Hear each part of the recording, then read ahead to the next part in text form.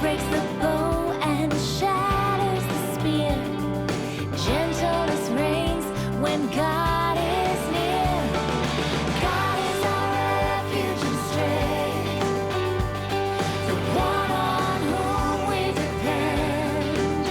Though the mountains may fall to the heart of the sea, I shall not fear, for God is with me.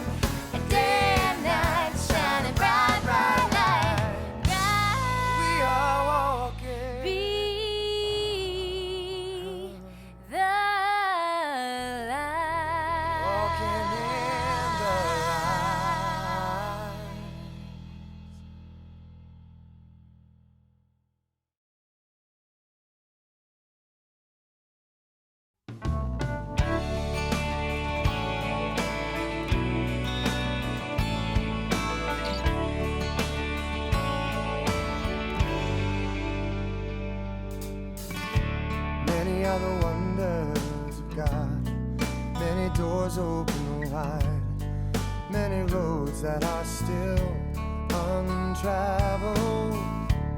Many are the gifts that we share, many burdens we bear, many mysteries still unraveled. Many gifts, one spirit of love, one spirit of love.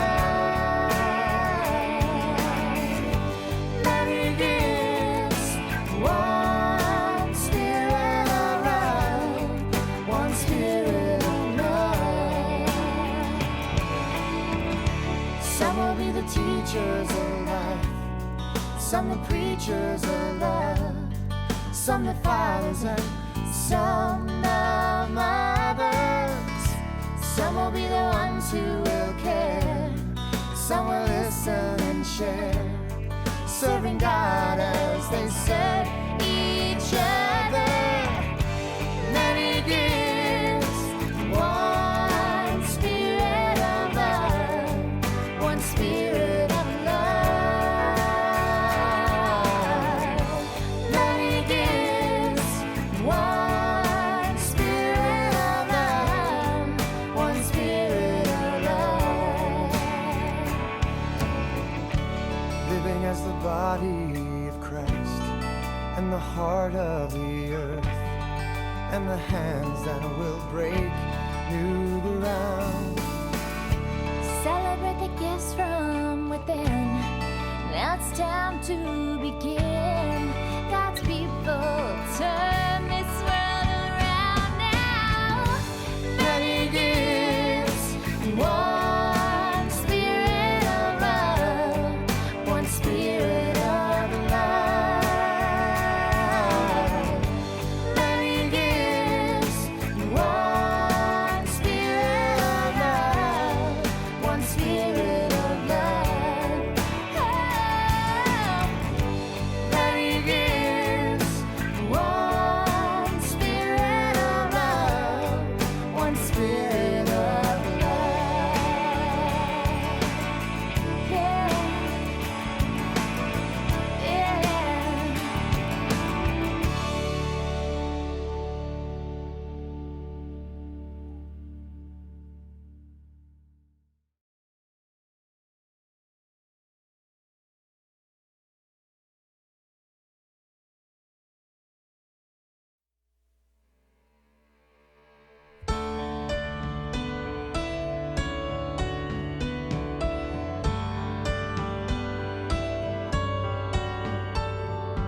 Morning breaking, night is fading out.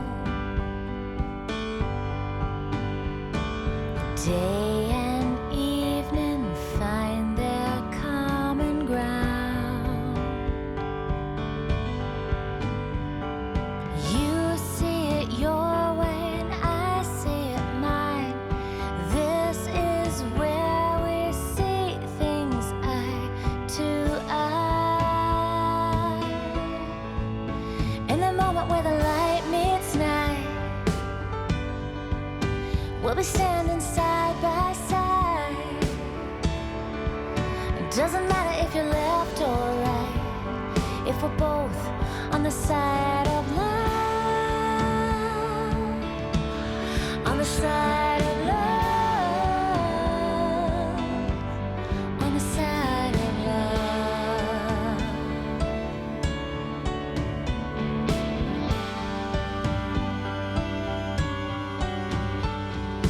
In the places you and I collide, fear divides us, locks us up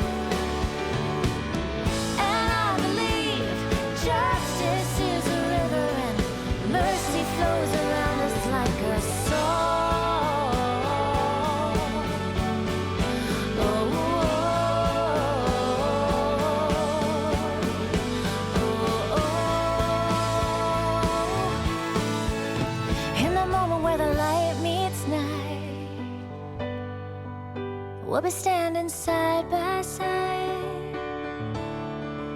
It doesn't matter if you're left or right, if we're both on the side of love. In the magic of the chance we share, we can take this feeling anywhere. Make it happen if we only dare to stand on the side of love. On the side of love. On the side of love.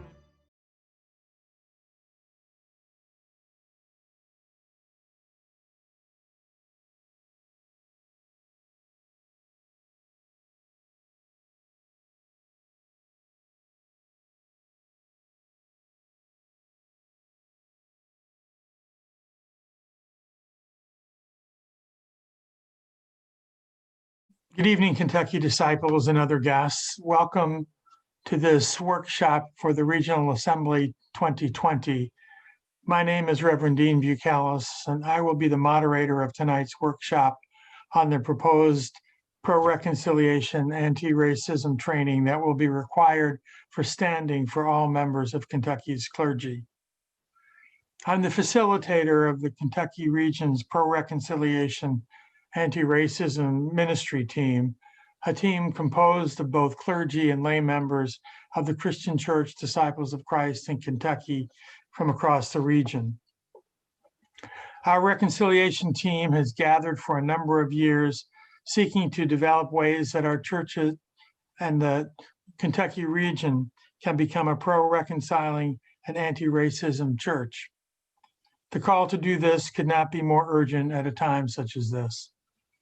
In order to move the Kentucky region in this direction, the reconciliation team sent 8 Kentucky disciples to Atlanta, Georgia in 2019 to be trained as trainers to lead pro-reconciliation, anti-racism workshops for our clergy and lay members. You'll be hearing from 3 of them during this workshop tonight. In addition to training trainers, the reconciliation team co-sponsored with the Kentucky's Committee on Ministry, a resolution that the Assembly will be considering this Saturday. This resolution is titled, "A Proposal for Periodic Anti-Racism Pro-Reconciliation Preparedness Classes for Clergy." And if passed, this will require all active, commissioned, and ordained ministers who desire standing with the Christian Church Disciples of Christ in Kentucky to participate in regionally sponsored or sanctioned anti-racism pro-reconciliation preparedness classes every 5 years. Tonight, our panelists will share with you the nature of these classes, which are designed to be a 2-day training. So allow me to introduce our panelists for this evening. Stephanie Moon serves as pastor at North Middletown Christian Church in Bourbon County. Her doctoral project is on helping small churches find their power and create change in their communities. Welcome, Stephanie. Syvoskia Bray Pope is pastor of New Century Fellowship, a new church start in Louisville, Kentucky, and she is the first vice moderator of the Christian Church Disciples of Christ in Kentucky. Welcome, Syvoskia. Caitlin Simpson is the pastor of New Life in Christ Christian Church Disciples of Christ inside a women's detention center in Louisville, Kentucky, and mentor coordinator of Mission Behind Bars and Beyond. Welcome, Caitlin. This workshop is being recorded, but you will have an opportunity to ask questions at the end by entering your questions in the chat box in the space below the screen, and we will hopefully be able to answer those questions as best we can. We've asked our panelists to consider 4 different questions that we hope will illustrate the nature of this training and why it's so important for all of us in the Kentucky region. So let's begin with our first question. Stephanie, why do you think this anti-racism, pro-reconciliation training for which you were trained to be a trainer is important for your colleagues in ministry and other lay members of the church to experience? Thank you. I think it's important that leaders lead. And if the clergy and lay leaders of the congregation are not at the forefront of anti-racism, then I feel like the church becomes like sheep without a shepherd. And what we learned was that even the most well-intentioned, kind, open-minded, supposedly non-racist person still lives in a system in which we are not even always aware of where our biases and our assumptions come from. So what this workshop helped us do was identify our blind spots, and it did so gently by revealing where we need to work personally and how we can help the community. And what it does is it invites rather than indicts. It helps us know that we can learn to create safe spaces to unpack all this racial baggage that we have been carrying around for centuries. Furthermore, the church needs to be on the front line of leading the rest of the society. And sadly, that is usually not the case. I believe the church has been complicit. We have knowingly and unknowingly contributed to racism, and we cannot repent of that which we are ignorant. And so this training helps remove the scales from our eyes so that we can see more clearly.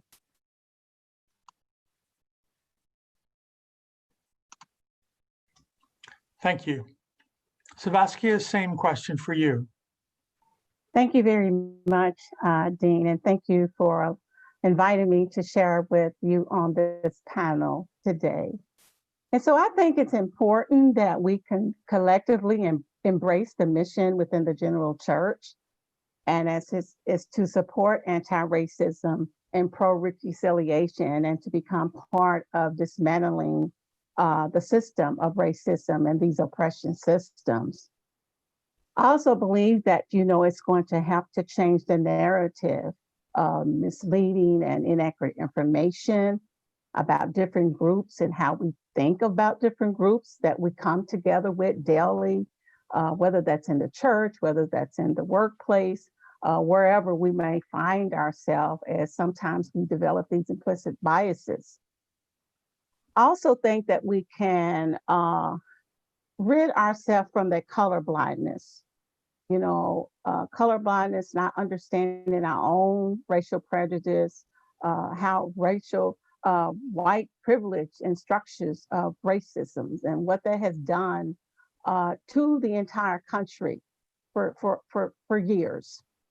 And so I also believe that we are better when we come together and when we make an effort to discuss and have these shared values and roles of racial equity and inclusion. So I think it's going to be very important. I agree with Stephanie that we are the leaders. We have been in position in our churches, and that we have to take the mantle that has been given to us so that we can be trained and be well understanding of the concepts that's going to change and help get on that road of recovery for our Christian church. Thank you. Our second question, and we'll start with Caitlin on this one. What can be expected by those who take this training? How long will it be? What type of format is it? When is the first training scheduled? And will it be a virtual training? Thank you.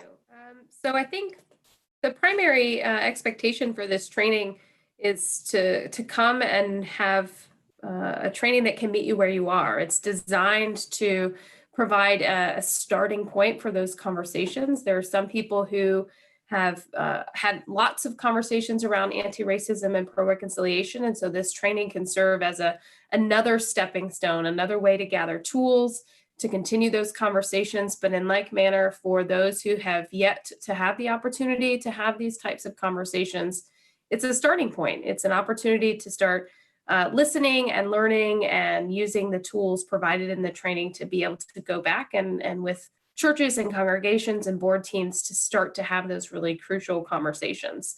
The training is roughly 8 hours in total. It can be broken up a few different ways depending on whether it's in person or virtual. And so that certainly is going to be something that is going to be determined by environmental factors for the most part. The format of the training is meant to be in some part informative, but primarily it's interactive, it's engaging. While we are called trainers, the reality is we are facilitators. The trainers of this training are not all-knowing. We don't have all of the answers and all of the information. What we do have are the training we need to be facilitators to engage in that dialogue. So for us, being able to go through that training in Atlanta gave us the skills because we went through it too. We had to go through the exact same training so that we could understand what the experience is like of the various activities and processes of that training. And that gives us the ability now to facilitate it because we have some authority in what it feels like to do some of those activities. And so it allows us to nurture those in the training a little bit better. Thank you, Caitlin. I'm going to welcome Pastor Dennis Gray, who just joined us. He is married to Sue Gray and is the pastor of Second Christian Church of Mayfield, Kentucky. He's pastored at that location for 22 years. Welcome, Dennis. I'm going to ask you a question right off the bat. Caitlin answered question number 2. You may have heard a part of her answer. I'm going to ask you the same question and ask for your contributions. The first training scheduled, understanding that the resolution will be passed, is scheduled for January 19th and 20th. And because of the COVID-19 virus, this will be a remote digital virtual training, and it'll be open to everyone in the region. One of the reasons we wanted to schedule training in January was because the resolution calls for all clergy to be trained within 18 months of the passage of the resolution, and we wanted to make an opportunity available as soon as we could. So Dennis, welcome, and let me ask you this question. What can be expected by those who take this training? And we already know from Caitlin that it'll be a 2-day training, and she's explained some of the format. I'm just asking you if you have anything to add about the expectations of those who take this particular training. Yes. One expectation is that by taking the training that the individual will have, we're hoping that the individual will have a personality change. Of looking at, as reflecting on their past and looking at their present and future as to how things would be if an individual was to learn the steps and the process of being a trainer to train others on anti-racism. The whole thing is that we, excuse me just a second.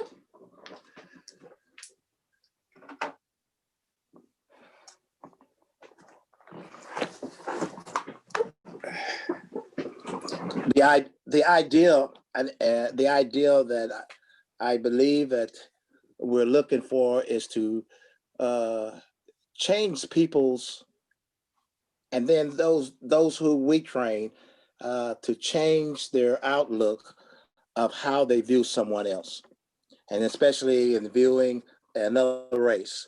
Our training gave us an opportunity to view racism a different way. We learn how to conduct ourselves in a learn how to conduct ourselves in a racism circumstance and situations. We have the training will provide tools. It will provide tools for us to work with. It will provide a time in the training to reflect on how things are and how good they can be, or how much better would be the better choice of words. Thank you, Dennis. Our third question, and I'm going to start with Syvoskia on this one. What do you hope will be the main takeaways for people who take this training? So, three words come to mind: education, empowerment, and advocacy. I think that we can come and be educated. My hope is that we will even discover our own individual prejudices, as we tend to look in the eyes of others and often miss our own self. I think that, we can be empowered together when we learn together, when we begin to value and grow and better understand our differences and why we do what we do, understanding the context in which we grew up in, the challenges we had to endure. So hope that we will feel more empowered and educated. And I hope that we too can become that advocate. I hope that we will be made of a world of a process that, we would be willing to study and further learn more about. We don't expect that we will accomplish everything during the training, but it was set the trajectory that we would be willing to make an impact, and the importance and be able to go beyond this world of color blindness, and that we may take away that we have an opportunity within our own culture and context to become that agent of change. Thank you. Mm-hmm. Stephanie, same question. I will echo some of what Syvoskia said. One of the words that I chose was empowered. I hope people will feel empowered once they receive knowledge, and then they will feel equipped to help transform their congregation. Once our eyes have been opened, we can no longer claim to be unaware. And once we are aware, it is our calling and duty to do something to make the beloved community more apparent. And I think this training removes shame and guilt that a lot of us feel about talking about racial inequality. And once we can remove the shame and the guilt, then we can also take away some of the fear that we have when sitting down and talking about an issue that that can be very divisive and make people very emotional about it, understandably. And so I think once we have these tools in our kit, we can help model this with small groups in our congregation, and then we can spread the empowerment and equip other people. Just looking at how we've done so far by not talking about it, it really hasn't gotten us where we need to be. And so by equipping us, I think it'll help the church move forward in very productive ways. Thank you. Thank you, Stephanie. So our last question is for Caitlin and Dennis, and it has to do with your experiences having led two of our trainings. We've already offered two pilot trainings, one in Louisville at Jeffersontown Christian Church and another in Western Kentucky, which were attended by a number of clergy members. And so Caitlin and Dennis have some experience behind them in leading these trainings. So I'll begin with Caitlin. What have you learned by being trained to be a trainer and from the one training that you've led already? I think my primary takeaway from being trained to be a trainer is creating space for stories. We did a lot of exercises in that training that we've now adapted in the training that we've created for the Christian Church Disciples of Christ, that, you know, hearing someone's story is really at the core about building relationship. It's a lot easier to sift through some of the discomfort of those difficult conversations if we feel like we know who's standing next to us, if we've built some trust and connection. I think being in Atlanta, you know, we were around so many people that were in different regions and different states, and very quickly in a small amount of time, you feel connected by going through some of those activities. And so, you know, my takeaway for myself was that having led the training, you know, I still found those activities to be profoundly powerful. But what we also took away is the collective wisdom in the room. There are a lot of people who have had all kinds of conversations about what it means to be actively anti-racist and what it means to seek pro-reconciliation. And so each workshop has space for the people in attendance to be able to share what have they done, what's worked, what didn't work, what adaptations did they make. And it was really quite phenomenal to be able to hear some fantastic ideas that I, as the leader, took away, the facilitator took away to apply in my own context. So, you know, there's really something for everyone, no matter where you are or how much work you've done up to that point. It's a beautiful thing. Dennis, same question. What have you learned by being trained to be a trainer and from the one training session that you led? I'm gonna piggyback off of Caitlin, one of Caitlin's terms, the word leader. To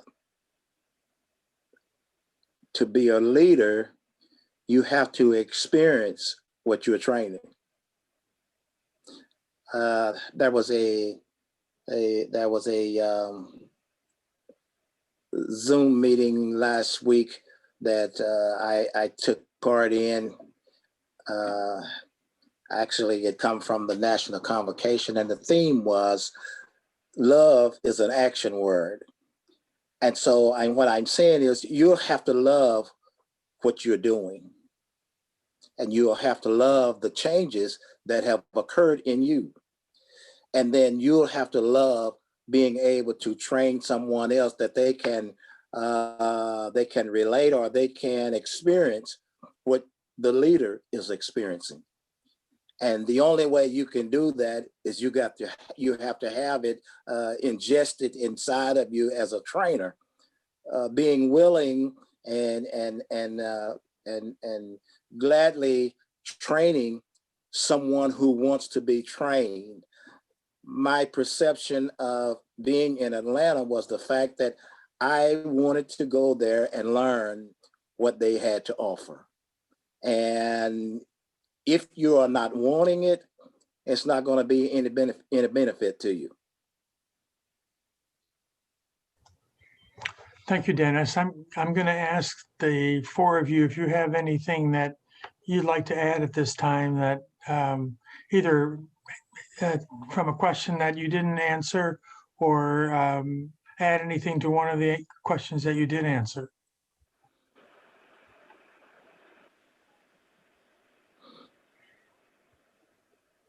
Yes, Caitlin. I'd just like to add to Dennis's point that you have to want it. I think, you know, the reality is we're talking about a training that we hope will be required. But what my guess is that for many of us, those conversations are happening either directly in our congregations or very close to us. So this training is really an opportunity to be able to come together in a safe space among other clergy, to have conversations about what it looks like to engage in a meaningful way, but also in an informed way. I think lots of times it's easy to want to stray away from these types of conversations around racism because it's so easy to get tripped up. And, you know, there's fear in that, and that fear is legitimate. But this training gives the opportunity to sift through some of that fear and to hopefully walk away with some confidence in being able to go forward and have those conversations in a way that will hopefully help move your whole congregation forward. It's a real opportunity to be the recipient for once, which as clergy, we're not always good at, but to be the recipient and then go forth and provide that learning to our congregations. So I hope as we go through this and as you all ask questions and all of that, that you keep that in mind, that this is really an opportunity to be equipped to do something that's hard but meaningful. So. And I'd like to add to that as well. You know, we're living in a new world now. And I want to say that certainly our church has been proactive about taking the lead in anti-racism and pro-reconciliation from the years past to moving forward in the future. So I think that this is the time. I think that we have positioned ourselves to make that mark in the church. We know that you hear the stories. We know that there's questions. We know that there's talk. So I think that the church has set the platform. And what we're asking you is to become part of that platform. Because as I said before, we are always going to be better when we can all do it together. And so we want you to partake of this. We want you to understand that we know when you walk in the room that there's going to be a lot of things that you won't know, because we sat in the seat that we're inviting you to come. We knew nothing. And what we even thought we knew, we didn't know that. And so this is going to give you that opportunity to come in with your peers, learn together, grow together, love together. And let's change a world that is hurting, that has so much injustice, that needs hope. And we, Christian Church, disciples of Christ, we have got the mandate and we've got the platform. And I believe that we can do it. Thank you. And also, to concur with Syvoskia and Caitlin, the whole concept of this is to be united that we are doing is to unite the church, not so much of my congregation, although that is also involved, but it is to unite the church. There's too much division. There's entirely too much division in what we call the church and call ourselves Christian. There needs to be some word studies done about a Christian and a church, and that will enlighten people. I know it has for me. It will enlighten people. What are you doing? Are you really a church? Are you really a Christian? These are questions you got to ask yourself. And then, so if you want to know the answer, you got to look up the definitions to both of them.